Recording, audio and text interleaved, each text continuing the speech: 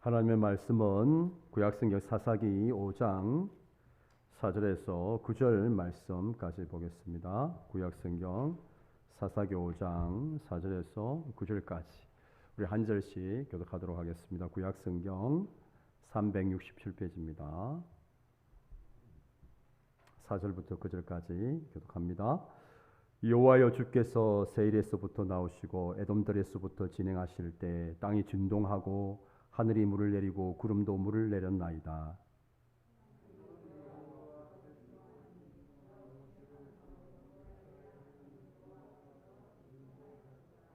아낫의 아들 삼갈의 날에 또는 야엘의 날에는 대로가 비었고 길의 행인들은 오솔길로 다녔도다.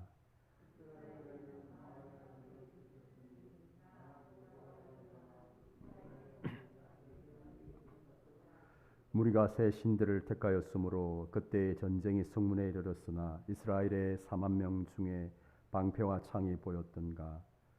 내 마음이 이스라엘의 방백을 사모함은 그들이 백성 중에서 즐거이 헌신하였음이니라. 여호와를 찬송하라. 아멘.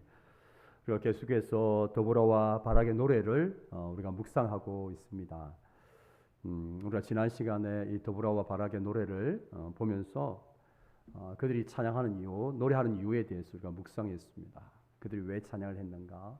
그러니까 하나님이 그들 가운데 베풀어 주신 구원으로 인해서, 또 구원자 되시는 하나님으로 인해서 그 구원자 하나님이 바로 이스라엘의 하나님, 바로 나의 하나님으로 인해서 그들이 노래를 불렀고 감사와 찬양을 드렸습니다. 이 더불어와 바락의 감사의 이유, 노래의 이유, 찬양의 이유를 보면서 우리의 감사와 우리의 찬양과 우리의 노래의 이유를 살펴보게 되죠. 그럼 오늘날 많은 사람들, 특별히 하나님의 백성들이 감사와 노래와 찬양을 어떤 경우에 노래를 부르고 감사와 찬양을 드립니까?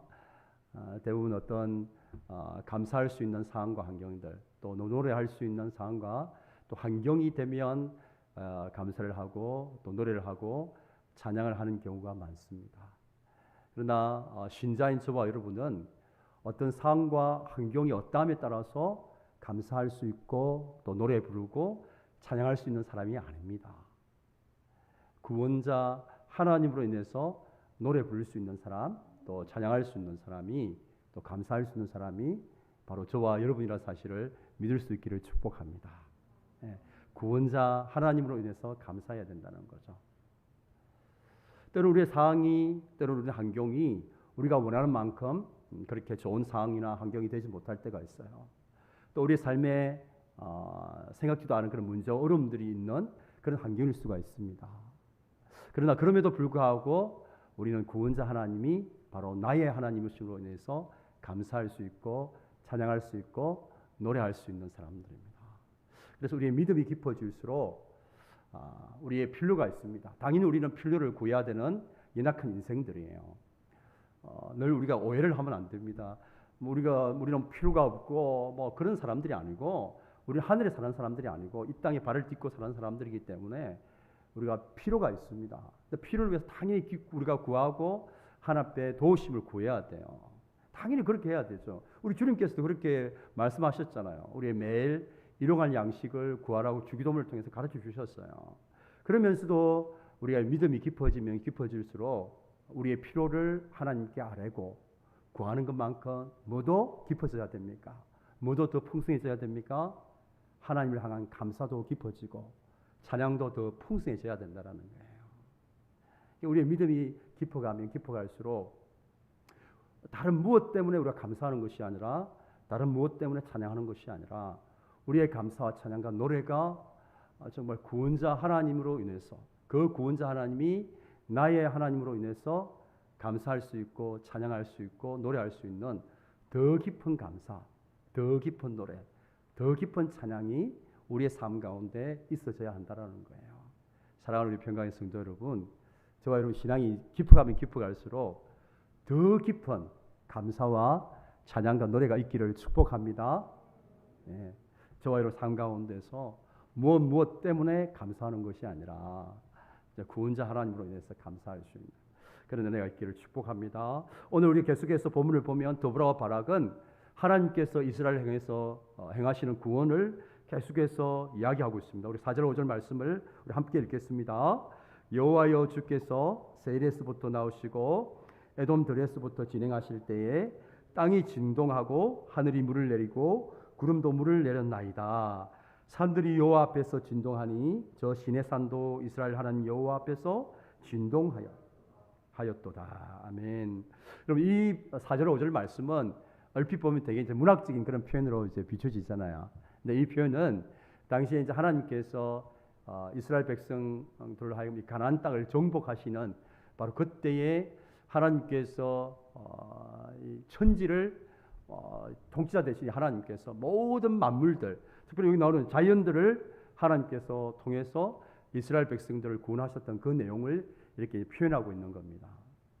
우리가 오늘 보면 땅이 진동했다라는 이 부분을 보면 여러분 생각나는 게 있잖아요. 이스라엘 백성이 여리고성에 가장 먼저 입성해서 싸운 전쟁이 어떤 전쟁이었습니까? 여리고성과 여리고에 살고 있는 사람들과 싸우는 전쟁이었죠. 가장 먼저 이 가나안 땅에서 싸우는 전쟁이 여리고 전쟁이었습니다. 근데 여리고성이 되게 철옹성과 같은 전쟁이잖아요. 예. 이 평지 여리고라는 땅 자체가 평지에 지어진 땅인데, 그러니까 평지에 지었으니까 성 자체를 얼마나 튼튼하게 지었겠습니까? 뭐 높은 산에 있으면 대충 이제 이스라엘 그 예루살렘처럼 높은 이제 산지에 있으면 천하의 산들이 이렇게 둘러싸여 있으면 천연적인 지형적으로 이렇게 요새가 되기 때문에 굳이 그렇게 막 성을 튼튼하게 쌓지 않아도 문제가 되지 않는데, 이 여리고는 평지에 있거든요. 그러면 이 평지에 있기 때문에 다른 지역보다 성을 더 튼튼하게 쌓을 수밖에 없는 거예요. 그러니까 이 여리고성이 얼마나 튼튼하게 지어졌든지 철옹성과 같다, 막 그렇게 표현하고 있단 말이에요. 근데 우리가 아는 것처럼 이 여리고성이 무너졌습니다. 무너졌는데 무엇에 의해서 무너졌는가? 이제 제가 이제 알고 있는 카시트 이제 교수님이 한 분 계셨어요. 이분이 여리고성이 어떻게 해서 무너졌는가 과학적으로 이렇게 연구를 하셨어요. 근데 여러분 참 이게 이 과학적으로 설명이 가능한 게, 여러분 당시에 이제 조사를 해보니까 이 여리고 지역에 지진이 이렇게 자주 이렇게 발생을 합니다. 근데 하나님께서 이 지진을 딱 타임을 이렇게 딱 거기 맞추어서 이스라엘 백성들로 하여금 딱 하나님께 말씀하신 대로 다 돌고 났을 때에 지진이 일어난 타임을 맞추어 가지고 그 지진에 의해서 성이 무너뜨리도록 하셨다라고 그렇게 설명을 하는 이제 교수님이 계셨어요. 상당히 이제 일리가 있는 말씀이죠. 여러분 우리는 하나님의 기적을 생각할 때에, 물론 하나님은 어떤 일을 하실 때에, 기적을 일으키실 때에 아무것도 없는 상태에서 이렇게 기적을 행하실 수도 있는 분이시죠. 그런 전지전능하신 분이시니까. 그러나 또한 동시에 있는 것들을 통해서 얼마든지 기적을 일으키시는 분이십니다. 여러분 믿습니까? 하나님 정말 능력이 많으신 분이잖아요. 어쨌든 땅이 막 흔들린 거잖아. 진동한 거잖아요. 지진이 일어난 것을 땅이 진동한 것으로 표현을 하고 있는 거죠. 그래서 하나님께서 정말 이 모든 이 자연 현상까지도 하나님의 손 아래 있음을 보여주고 계시는 것이죠. 놀라운 거죠. 근데 더 놀라운 것이 있습니다. 더 놀라운 것은 이렇게 천지를 지으신 모든 자연 만물을 다스리시는 창조주 되시는 하나님께서, 정말 아쉬울 것이 없는 하나님께서, 아주 완전하신 하나님께서 놀랍게도 하나님께서 이런 사역들을 행하실 때에 우리와 함께 협력해서 하기를 절개하신다는 거죠. 이 놀라운 일입니다. 하나님의 능력이 놀라운 만큼 더 놀라운 것은 그 능력의 하나님이 우리와 함께 일을 하시기를 원하신다는 거죠. 하나님 우리와 함께 일을 하시기를 원하신다. 여러분 하나님께서 뭐가 아쉬울 게 있습니까? 아쉬운 게 전혀 없는 것이죠. 여리고성을 하나님께서 정복하시는 이 사건도 하나님께서 얼마든지 혼자 하실 수 있습니다. 하나님 앞에 그 여리고성이 무슨 대수겠습니까? 그냥 뭐 이렇게 바람 한 번만 불어도 성이 와르르 무너지죠. 눈 한 번만 깜빡해도 그죠? 뭐 성이 무너질 거예요. 하나님 뭐가 아쉬워서 뭐 이렇게 사람들을 이렇게 통해서 그렇게 하기를 원하실까요? 근데 하나님께서 이스라엘 백성들, 하나님의 말씀에 믿음으로 순종하는 그들의 헌신을 통해서 하나님께서 여리고성을 무너뜨리시는 거예요. 놀라운 겁니다. 그래서 하나님은 얼마든지 혼자서 일하실 수 있는 분이십니다. 저와 여러분이 도움이 필요해서 하나님의 능력이 부족해가지고 하나님이 돈이 없어가지고 저와 여러분들이 돈을 보태거나 하나님의 능력이 부족해서 저와 여러분들이 어떤 능력을 보태거나 이런 분이 아니시잖아요. 근데 그분이 우리와 함께 일을 하기를 원하신다라는 거예요. 그래서 하나님이 이 모든 천하 만물에 대한 계획들을 다 가지고 계십니다. 그리고 그 계획을 이루시기 위해서 하나님께서 일하시고 계시는데 이것을 우리가 신학적으로 하나님의 섭리라고 그래요. 하나님께서 섭리를 하신다고 그래요. 하나님께서 일하시는 거예요. 지금도 하나님께서 일하시는데 두 가지 방법을 통해서 일을 하십니다. 두 가지 방법이 바로 기적과 협력이라는 이 두 가지 방법을 통해서 일을 하신단 말이에요. 우리 한번 따라서 하겠습니다. 기적. 말 그대로 하나님은 혼자서 얼마든지 기적을 일으켜서 일을 하실 수 있는 분이시죠. 그래서 기적을 통해서 당신의 뜻을 이루어 가실 수 있는 분이십니다. 또 한 가지 방법 뭐라고요? 협력. 믿음의 사람들과의 협력을 통해서 하나님께서 일을 하시는 거예요. 근데 하나님께서 이 두 가지 방법을 통해서 일을 하시는데 근데 기적은 하나님께서 보편적인 방식이 아니라는 거예요. 아주 특별한 상황 가운데. 정말 이 방법이 아니고서는 정말 뭡니까? 예를 들면 이런 거죠. 정말 하나님께서 긴급적으로 간섭해야 될 위기 상황 같은 게 있단 말이에요.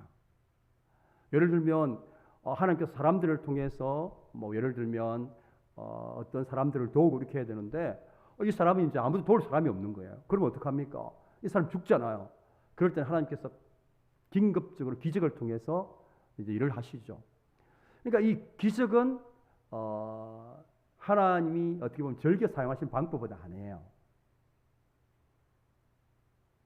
그러니까 기적을 통해서 하나님께 일을 하시지만 하나님은 가능하면 당신의 백성들과 함께 일하시기를 더 즐겨 하신단 말이에요. 그래서 하나님은 오늘도 이 땅 가운데서 믿음의 사람들, 당신의 백성들과 함께 일을 하기를 원하신다라는 겁니다. 그래서 우리가 신앙생활을 할 때 이 두 가지 방법을 통해서 하나님께서 일하신다는 사실을 아는 것이 필요해요. 기적을 통해서 일하시죠. 당연히 믿음의 사람들과 협력을 통해서 일을 하십니다. 그럼 이게 이제 어떻게 제가 한번 예를 들어 볼게요. 여러분 우리가 이제 감기가 들고 이렇게 몸이 아프잖아요. 그럴 때 여러분 우리가 어떻게 하면 좋습니까? 집사님 이제 감기가 들고 열이 나요. 그러면 어떻게 하면 좋습니까? 병원 가서 진단받고 약 먹고 하는 거죠. 그러면은 우리 집사님이 예수님 믿는 거, 신앙이 있는 건 도대체 무슨 상관이 있습니까? 몸이 아픈데 이제 감기가 들었는데 병원에 가서 의사 선생님한테 진단받고 약 먹었잖아요. 그럼 도대체 집사님이 가지고 있는 기독교 믿음은 무슨 상관이 있습니까? 어떤 상관이 있을까요? 우리가 하나님에 대한 믿음이 어떻게 드러날까요?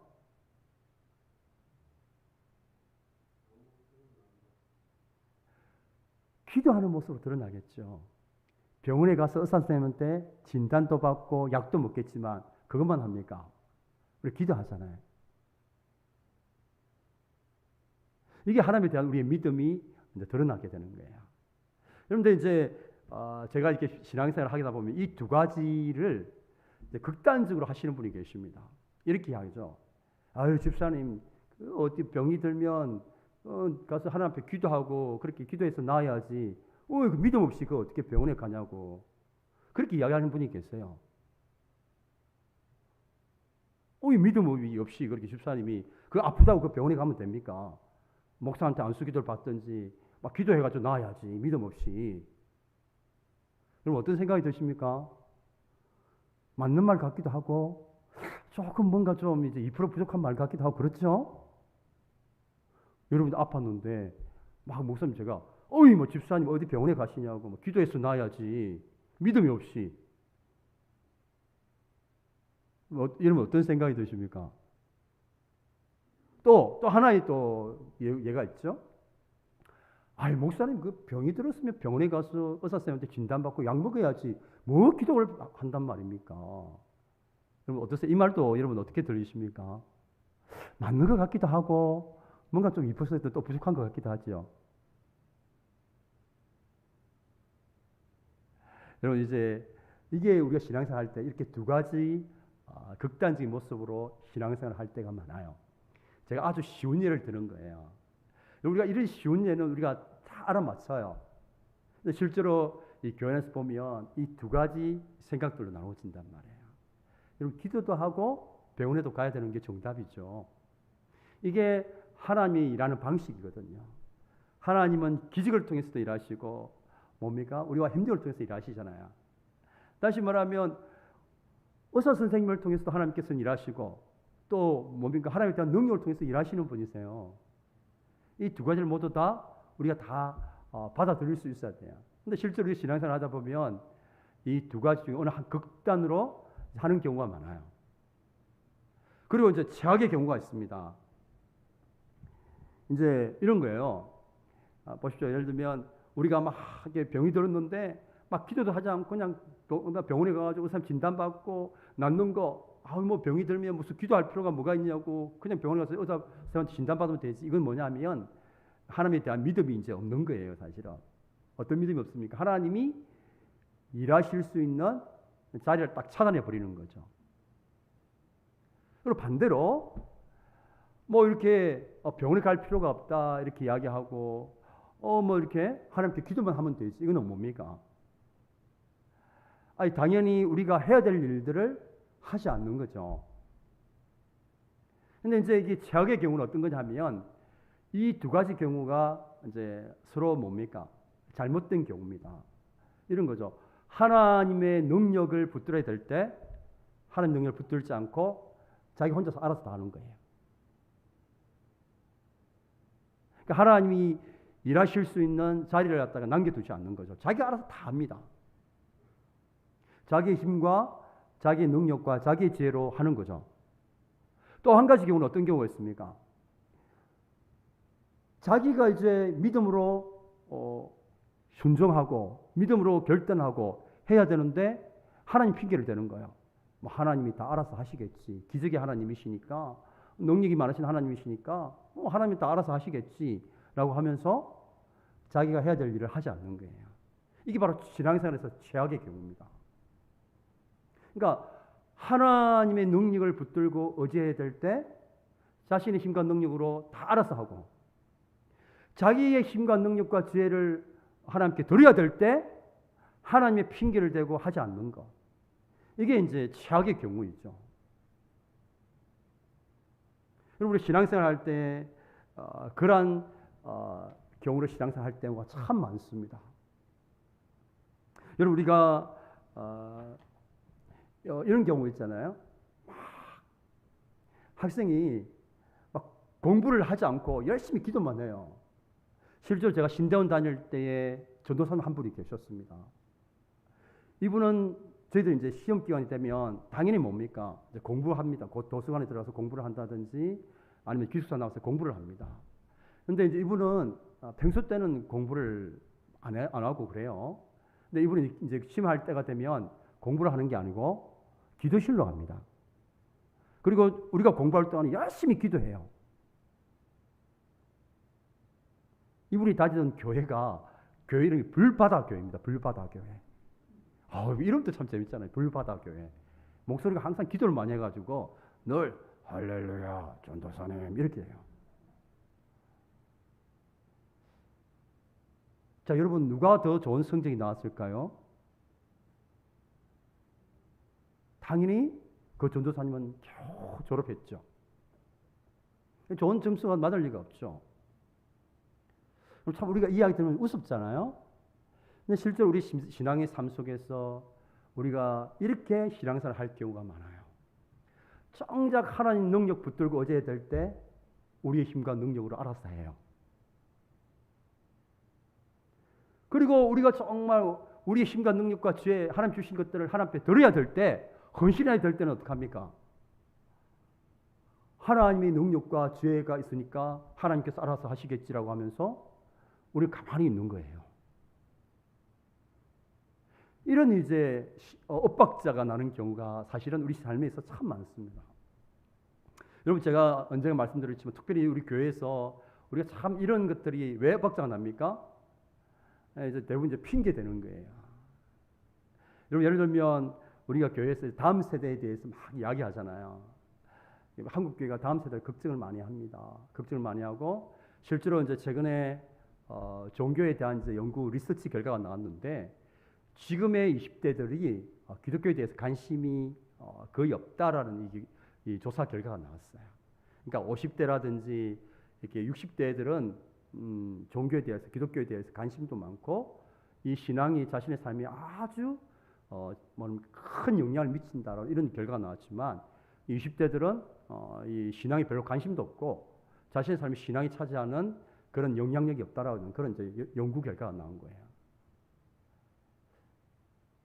여러분 우리가 그렇잖아요. 다음 세대 많이 관심하고 걱정하고 염려하는데 우리 대부분 이제 한국교회에서 하는 게 뭡니까? 마땅히 우리가 해야 될 일을 하지 않는 거예요. 그냥 하나님이 어떻게 하시겠지. 하나님이 그냥 다음 세대 하나님께서 책임져 주시겠지. 우리 자녀 하나님께서 책임져 주시겠지. 이렇게 이야기를 합니다. 물론 그 말이 신앙적인 말이기도 해요. 그러나 사실은 절반만 맞는 답이죠. 우리가 다음 세대를 위해서 걱정하면 뭐 해야 됩니까? 우리가 해야 될 일이 있잖아요. 우리가 해야 될 일이 있단 말이에요. 다음 세대를 걱정하면 하나님이 해야 될 일이 있고 우리가 해야 될 일이 있잖아요. 우리가 해야 될 일이 뭡니까? 다음 세대에 관심을 가지고 교회의 재정을 거기에 투자하고 또 거기에 필요한 또 사역자들을 세우고 또 거기에 필요한 또 교사들을 세우고 이러한 작업들을 해가야만이 여기에 이제 하나님의 일하심이 드러날 거잖아요. 근데 제가 너무 안타까운 것은 제가 다녔던 어떤 교회는 늘 모여서 걱정을 해요. 다음 세대 참 이게 우리가 다음 세대 세워야 되는데 어떻게 하면 좋겠노? 열심히 기도해요. 그리고 아무것도 안 합니다. 기도만 해요. 하나님 우리 다음 세대에 부흥시켜 주십시오. 하나님 우리 다음 세대에 믿음의 세대로 세워주게 해주십시오. 열심히 기도만 하고 아무것도 안 해요. 그러니까 하나님은 당연히 우리의 기도를 통해서 일하시지만 기도했으면 우리가 해야 될 일을 해야 하잖아요. 믿음으로 우리가 우리의 삶을 헌신하고 우리의 삶을 드리고 우리가 가진 달란트들을 하나님 앞에 드릴 때에 그것을 통해서 하나님의 일하심이 드러나는 거예요. 여러분 여리고성도 하나님이 다 하실 수 있지만 혼자 사시지 않잖아요. 하나님의 말씀에 헌신된 사람들의 그 믿음의 헌신을 하나님께서 통해서 여리고성에 무너뜨리게 하신 거예요. 우리 신앙이 자꾸 이런 식의 이제 신앙생활 때문에 안 돼요. 하나님은 하나님도 일하시면 우리가 함께 일하시기 원하신다는 거예요. 그러니까 우리가 기도하는 것은 하나님의 몫이에요. 그러니까 하나님 앞에 우리가 기도하는 것은 하나님께서 하나님의 능력과 하나님이 일해 달라고 하는 거잖아요. 이 영역은 우리가 기도했으면 된 거예요. 그러면 무슨 영역을 우리가 해야 됩니까? 우리가 해야 될 일을 해야 된단 말이에요. 우리가 해야 될 일을. 우리 이제 또 우리 박은혜 집사님 기도할 때 우리 교회가 양적으로 질적으로 성장해 달라고 기도했는데 자 그렇게 기도했으면 우리가 뭘 해야 됩니까? 우리가 해야 될 일이 있잖아요. 그렇게 하기 위해서 어떻게 해야 됩니까? 하나님이 우리 교회를 양적으로 질적으로 세워가기 위해서 해야 될 일이 뭡니까? 우리가 해야 될 일이 있습니다. 양적으로 세워가기 위해서는 어떻게 해야 됩니까? 전도도 해야 되고 이런 일이 있어야 되잖아요. 근데 우리가 이제 코로나 시국에 딱 핑계 대기 좋잖아요. 전도 안 해도 우리의 양심에 이제 뭡니까? 이게 좀 편안해지죠? 코로나 시국이기 때문에 교회에 이제 낯선 사람들 오면 우리가 싫으니까 이제 그런 핑계 대고 사회적 거리두기 이제 핑계 대고 우리가 사실 마음속 깊은 곳에서 보면 이제 전도에서부터 복음의 정인으로 살아가는 삶에 대해서 우리가 좀 자유로워지죠. 지금은 이제 코로나 시국이니까 그죠? 그렇게 이제 할 수도 있는 거죠. 물론 하나님께서 보내주시는 경우도 있죠.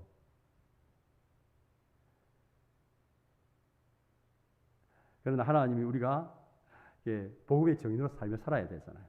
아는 사람이든 모르는 사람이든 우리가 때로는 건면도 해야 되고 이렇게 복음을 전해야만 그 사람이 이제 교회도 올 수도 있고 진짜로 세워질 수 있는 거지. 기도만 하고 가만히 있으면 누가 합니까? 그래서 우리가 이제 질적으로 성장을 위해서 기도해. 그러면 어떻게 해야 됩니까? 이제 교회에서 이 일을 위해서 또 우리가 해야 될 일이 있잖아요. 이 양육 프로그램을 우리가 세우면 그 훈련을 받을 수 있도록 해야 되는데 그 훈련에 참여하지 않거든요. 이제 뭐 이렇게 큐티 교실 이렇게 해서 하면 다 참석해서 큐티하는 법도 배우고 자기 스스로 말씀을 묵상하고 이런 것들을 배워야 되는데 그런 게 하지 않는단 말이에요.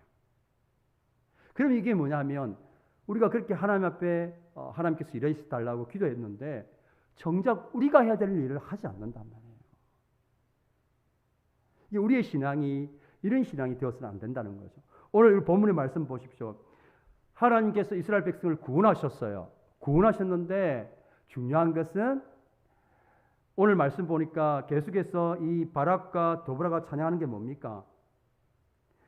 하나님 혼자서 일하신 게 아니고 하나님께 헌신된 이 도브라와 이 바락 그리고 방백들의 헌신을 통해서 하나님께서 일하셨다라고 고백하고 있잖아요.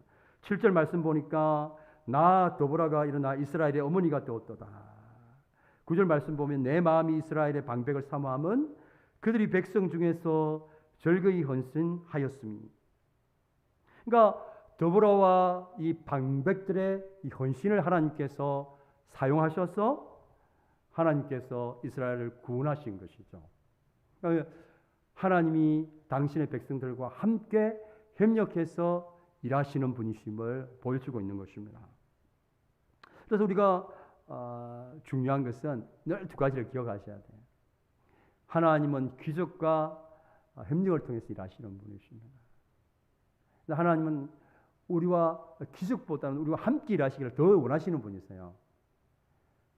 특별한 비상 아주 급한 경우에 하나님께서 기적을 사용하시지 보편적으로는 우리의 협력을 통해서 일하시기를 절개 하시는 분이십니다. 그래서 하나님은 당신이 일을 하실 때 반드시 당신의 백성들의 무엇을 요구하십니까? 믿음의 헌신을 하나님께서 요구하십니다. 그리고 그 믿음의 요구에 헌신하는 당신의 백성들을 통해서 하나님께서 일을 하신다는 거예요. 오늘도 하나님이 우리 가운데 일하시기 전에 반드시 우리에게 함께 협력하기를 원하세요. 그래서 그 함께 협력하기를 원하시는 모습이 때로 우리 가운데 하나님이 우리가 가지고 있는 어떤 은사들, 뭐 재능들, 뭐 그것이 시간도 될 수도 있고 어떤 것들이 될 수 있는데 그것들을 하나님께서 드림으로 헌신함으로 함께 일을 하시기를 원하신다라는 거죠. 그럼 제가 이제 이렇게 추수감사를 마치고 일주일 동안 기도원 가서 기도했잖아요. 제가 기도하는 이유가 있습니다. 그 기도하는 이유는 딱 한 가지예요. 그럼 이제 우리가 2020년 새로운 이 교회 이 목회 이제 계획들을 세울 때에 가장 중요한 건 무엇이겠습니까? 혹시나 제가 저의 인간적인 어떤 생각이나 계획이나 이것들이 목회 계획으로 세워질까봐 하나님의 우리 교회를 향한 마음과 그 생각과 뜻이 무엇인지를 기도하면서 찾는 시간들이에요. 이거 뭐냐면 제가 하나님의 능력과 하나님의 그 뜻과 하나님의 어떤 지혜를 구하는 시간들이거든요. 다만 하나님이 우리 교회 가운데 역사하시는 자리를 넣어드리는 겁니다. 자, 그러고 나서 어떻게 합니까? 이제 세우고 사람들을 또 임명하고 일꾼들을 세우는 이유가 무엇이겠습니까? 이건 우리 인간의 영역이거든요. 이 교사로 세우고 또 각종 일꾼들을 세워서 이 교회 일을 하게 하는 거죠. 이렇게 통해서 하나님께서 일을 하신다는 거예요. 그런데 우리가 하나님께서 우리에게 이제 협력해서 일하시기 위해서 우리의 뭔가를 요구할 때 우리가 거기에 기꺼이 헌신할 수 있을 때 하나님 그 헌신을 통해서 일하시는 분이십니다. 그렇기 때문에 교회는 정말 우리 모든 한 사람 한 사람이 다 이 하나님의 이 헌신 앞에 절거히 자기 자신을 헌신해야 되는 거죠. 그러면 교회가 하나님의 일하심들이 나타나는 거예요. 그러면 뭐 목사 혼자서 교육자들이 뭐 이렇게 아무리 뭐 열심히 하면 뭐 합니까? 하나님 백성들 다 절거히 또 헌신해야만이 이 하나님의 역사가 일어나는데, 그런데 하나님께서 같이 일하자고 이렇게 막 이렇게 제안을 하시는데 아이고 막 못해요, 안 돼요, 나는 지금 뭐가 상황이 바빠요 해서 다 이렇게 미루어 버린다면 하나님의 일하심이 나타나지 않아요. 우리 교회가 질적으로 양적으로 부흥하기를 원하잖아요. 영적으로 부흥되기를 원하잖아요. 그러면 당연히 우리는 하나님의 능력과 지혜를 구해야 돼요. 그건 하나님이 몫이고 우리의 몫이 뭡니까? 내 자신을 하나님 앞에 살아있는 제물로 드리는 거예요. 헌신하는 거예요. 시간을 드리고 달란트를 드리고 재능을 드리고 물질을 드리는 이 헌신이 있을 때 하나님의 일하심이 드러나는 겁니다. 사랑하는 평강의 성도 여러분, 오늘도 우리가 하나님은 혼자서 일하실 수 있는 분이지만 우리와 함께 일하기를 기뻐하시고 원하시고 즐거워하신다. 그래서 하나님은 당신이 일을 하실 때 가장 먼저 우리에게 무엇을 요구하시는가? 헌신을 요구하시는 거예요. 하나님의 그 헌신 앞에 저와 여러분이 핑계대지 아니하고 순종함으로 우리가 즐거이 오늘 말씀처럼 헌신하여으로 하나님의 일하심이 드러나는 그런 은혜가 있기를 주님의 이름으로 축복합니다. 우리 오늘 말씀을 또 생각하면서 기도하겠습니다. 우리 찬양하고 같이 기도하겠습니다.